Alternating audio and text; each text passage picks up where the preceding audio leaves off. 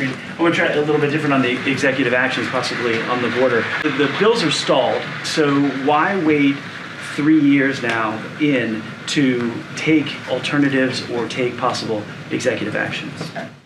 What are you talking about? You mentioned the bill that when the first week in office, the president issued his bill for immigration reform, and then the negotiated Senate bill. Those are both stalled. The House is not taking. I think you're seeing it very differently than we are. We're saying that the president took it very seriously. He took it very seriously by taking action on day one, putting forward a comprehensive immigration policy legislation that he wanted Congress to act on. They did not act on it. And House Republicans have continued to get in the way. This is something for Republicans in the House to speak to. We've worked with the Senate in a bipartisan way to get this done. And House Republicans have allowed politics to get in the way. And Speaker Johnson left early. He went on vacation early.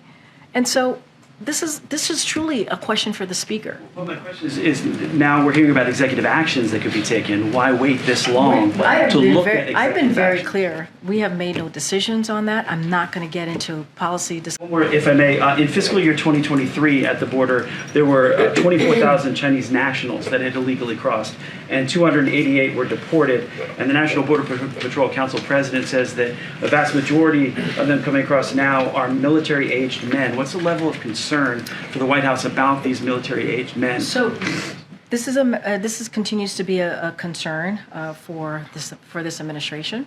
And again, I go back to that bipartisan agreement that came out of the Senate, and that would have been a step forward here.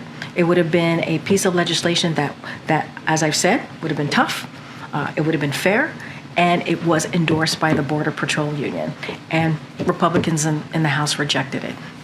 Border deal aside, the White House is actively discussing taking executive action on the border, as the governor mentioned earlier today and as we've reported. So why now? Is the border deal just a jumping off point to new executive actions that the president can take? What we have been very clear, the bottom line is the way to have moved forward was with this border deal.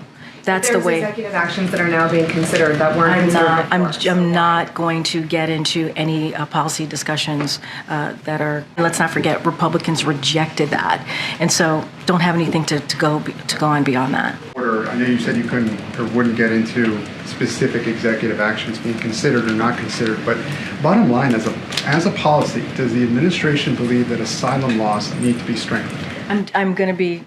I know. The reason I asked that is that the bipartisan bill, and you said the president would sign it. Yeah, he would. Would strengthen asylum laws. So I just want to be sure the administration does believe that asylum laws need to be strengthened.